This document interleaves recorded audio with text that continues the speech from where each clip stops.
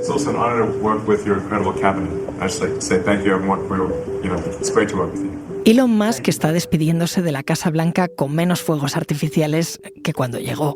El hombre más rico del mundo dejará su puesto al frente del Departamento de Eficiencia Gubernamental, en el que ha ejercido como empleado especial durante estos primeros meses del segundo mandato de Trump.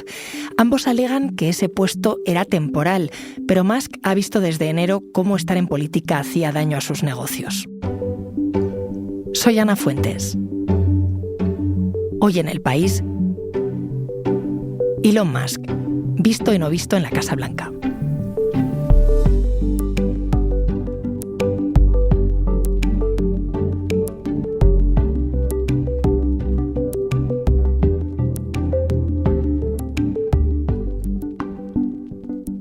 Hola, Iker.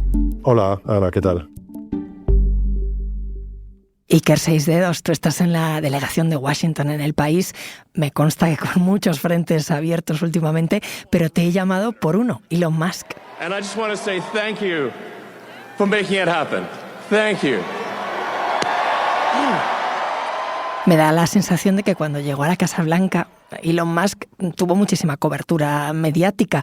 Aquí estamos escuchándole cuando celebró la victoria de Donald Trump, que hizo algo así como el saludo nazi. No sé si recuerdas, que dio la vuelta al mundo. Y ahora que parece que se va, no está teniendo tantos titulares.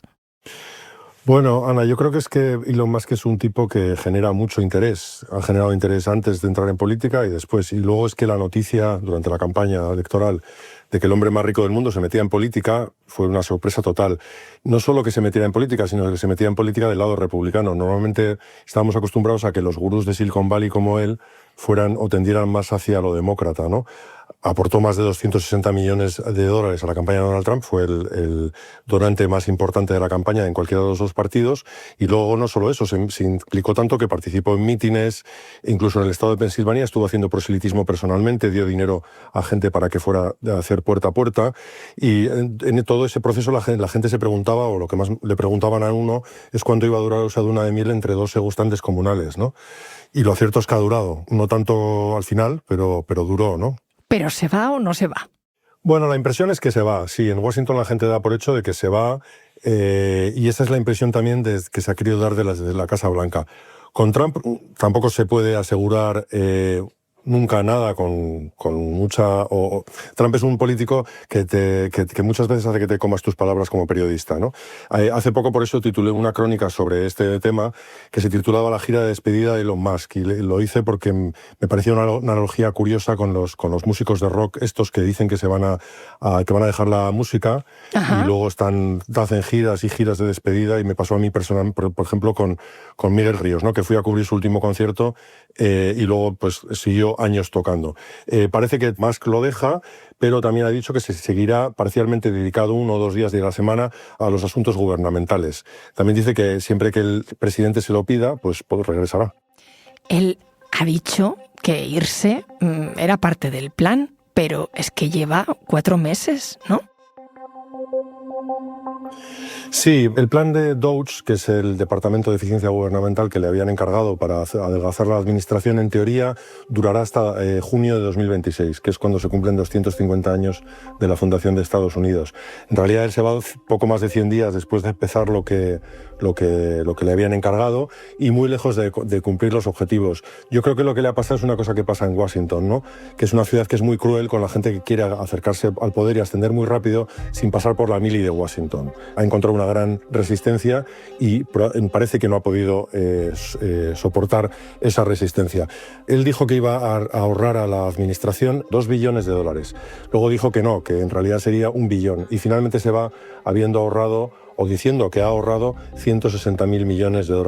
Eso no quita para que después, o entre tanto, haya hecho muchas cosas, como haya provocado el despido de decenas de miles de funcionarios, se ha cargado agendas federales al completo, como la Agencia de Ayuda al Desarrollo. Eso tiene un enorme impacto por países pobres de todo el mundo. Y hace poco hablaba con uno de esos funcionarios amenazados por DOGE, y me decía que ellos se temían que fuera una maniobra.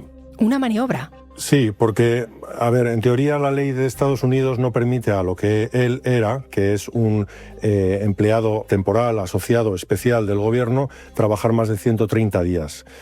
No estaba claro en qué momento expiraba ese plazo, si empezaba a contar, y sobre todo desde cuándo empezaba a contar. Si empezaba a contar el 20 de enero, aspira a finales de mayo.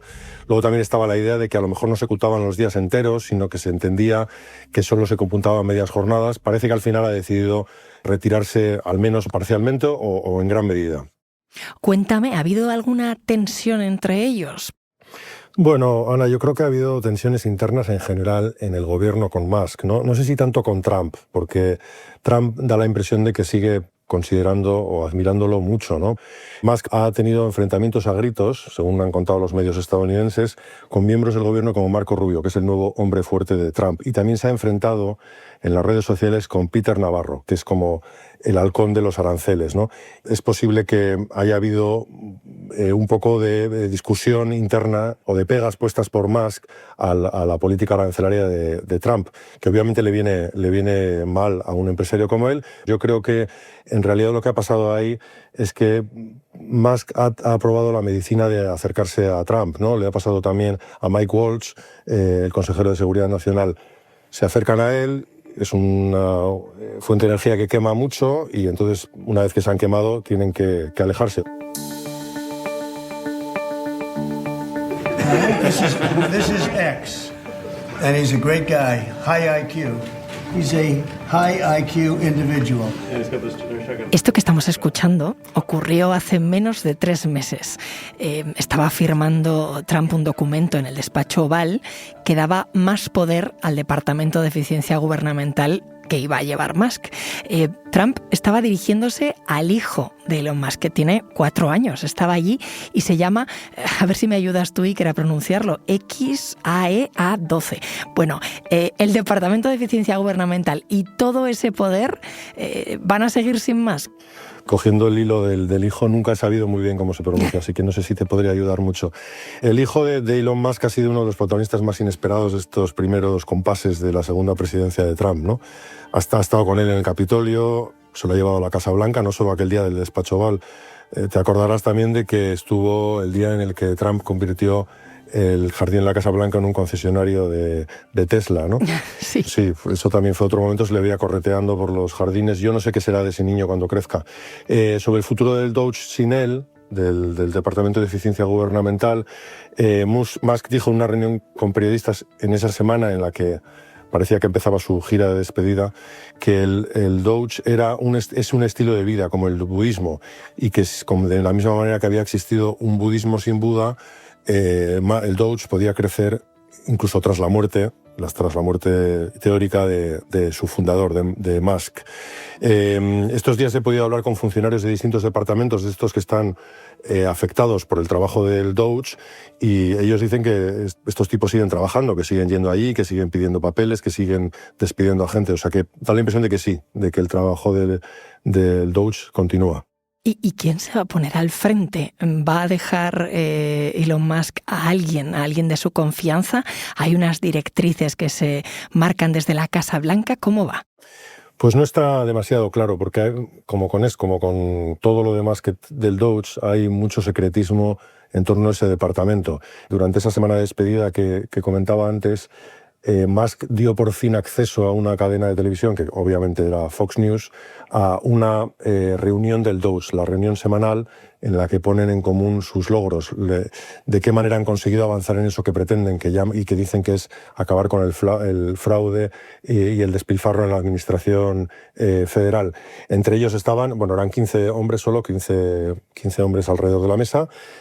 Había algunos que eran realmente unos críos, ¿no? Había un chico que contó que había dejado Harvard y que para sumarse al Doge y que le habían dejado de hablar todos sus amigos. Había otro que ya se había hecho famoso, que le llaman Big Balls, ¿no? Que en español sería, por emplear una traducción más o menos educada, el que los tiene bien puestos. Uh-huh. Y ahí supimos quién era, que también es un niño casi prácticamente, tiene 21 años o 20 años.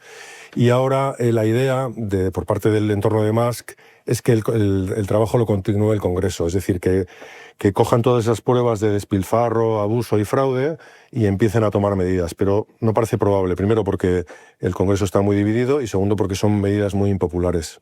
O sea que la idea sería que lo cogieran políticos de toda la vida. Para muchas de las cosas que pretendía el Doge era necesario que el Congreso participara, aunque de momento habían pasado bastante de esa participación, ¿no? Por otra parte, otra de las grandes presiones que ha tenido Musk ha venido de los propios congresistas republicanos, que cuando se iban a sus circunscripciones electorales el fin de semana y organizaban reuniones con sus votantes, se han encontrado con una gran oposición, han acabado a gritos. Hay una cosa que también es importante saber, que los funcionarios en Estados Unidos no solo están en Washington, el 20% está en Washington y el 80% está repartido por todo el país, y hay lugares en los que hay ciudades enteras que dependen del trabajo público. Entonces, por eso digo que es difícil que ahora esos congresistas cojan este testigo y continúen un trabajo que en el fondo es muy impopular. Antes me decías que de todos los objetivos que se había puesto Musk en recortes, al final había cumplido una pequeña parte. Si miramos hacia atrás, ¿qué legado deja? Bueno, yo creo que como mínimo va a dejar un puñado de imágenes para la historia. Hemos hablado de alguna de ellas, ¿no? Está la comparecencia en el despacho Oval con el niño de 4 años, la Casa Blanca convertida en un concesionario de Tesla, o el momento este de cuando Milley le da una motosierra que le ha traído.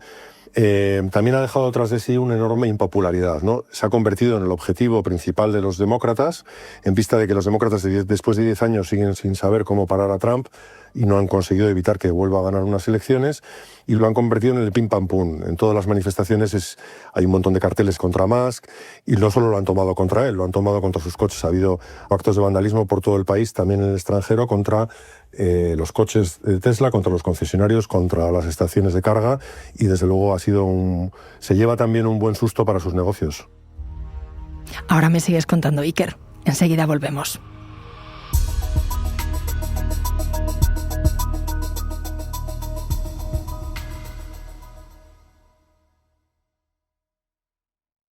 No es lo mismo ver las noticias que ser tú quien las cuenta. Tampoco es lo mismo leer una exclusiva que ser quien la consigue. Por eso, el máster de periodismo de El País te enseña el periodismo ejerciéndolo. Fórmate con periodistas en activo en las instalaciones de El País o la cadena SER. Apúntate en la primera convocatoria hasta el 2 de julio. El País.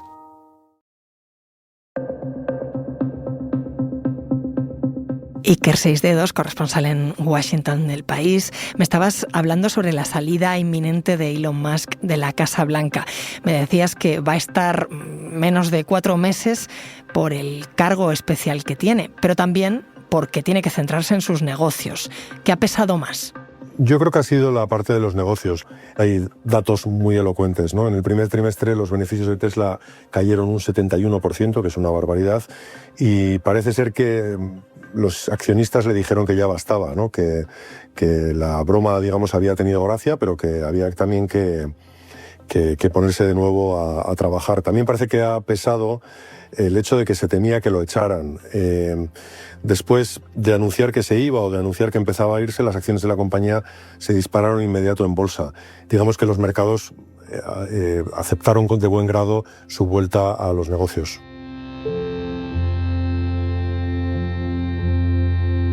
Elon Musk, según la lista Forbes de millonarios, es el hombre más rico del mundo.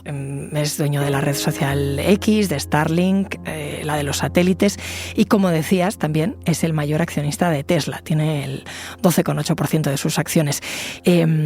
Los accionistas le dicen que no juegue más, pero puede peligrar su puesto. Se le ve como un lastre.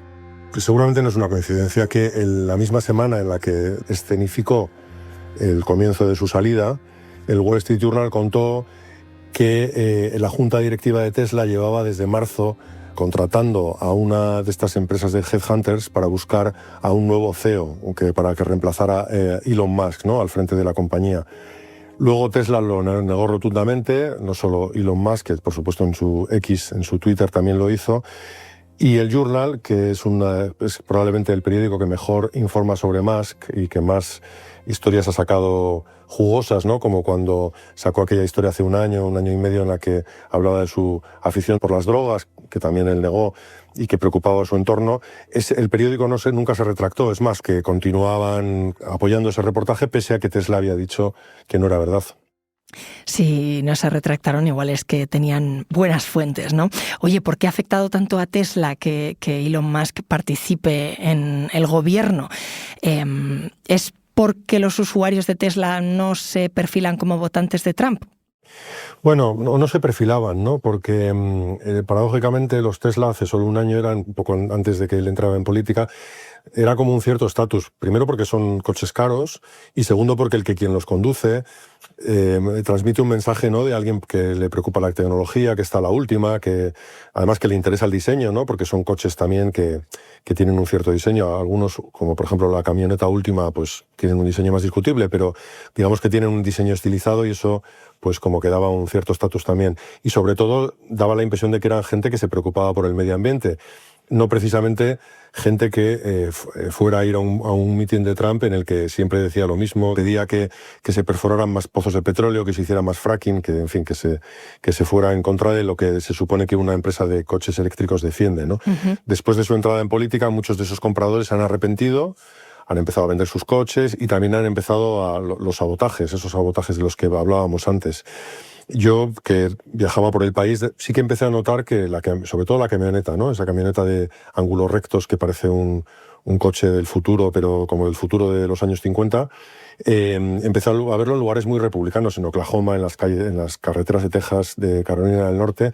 Yo creo que lo que ha pasado es que lo que ha ganado por un lado no le ha compensado por el otro, y seguramente recuerdas un vídeo que se hizo viral de Sheryl Crow vendiendo su Tesla, y que hizo un vídeo, digamos, venía la grúa a llevárselo y ella muy contenta, digamos, que lo despedía como diciendo, ahí es lo que dais, ¿no? Y el resto de los negocios de su imperio, del imperio Musk, ¿cómo van?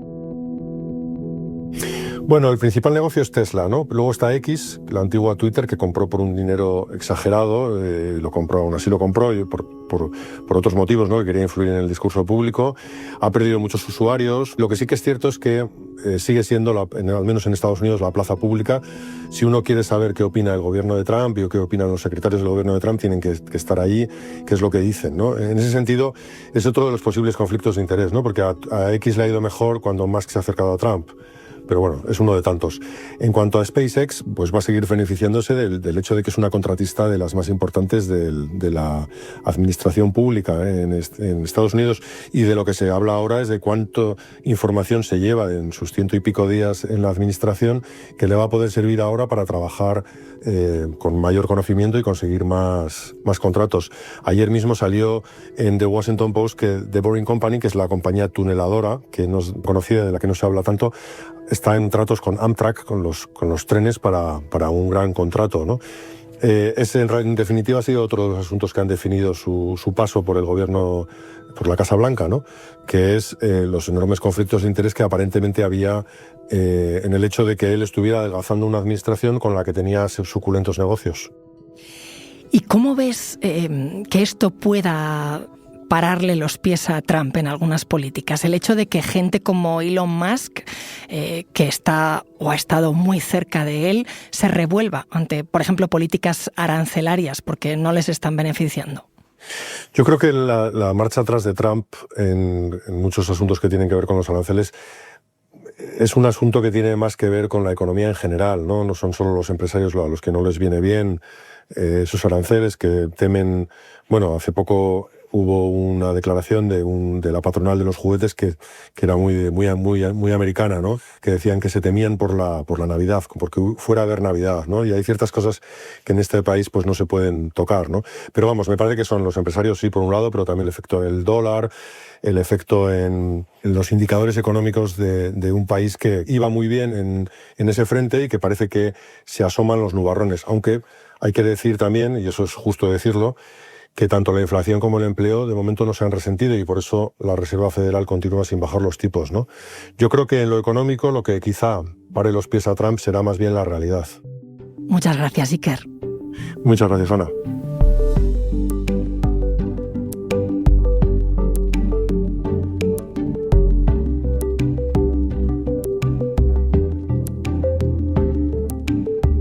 Este episodio lo ha realizado Belén Remacha. El diseño de sonido es de Nicolás Chabertidis. La edición es de Ana Rivera y la dirección de Silvia Cruz La Peña. Yo soy Ana Fuentes y esto ha sido Hoy en el País. Gracias por escuchar.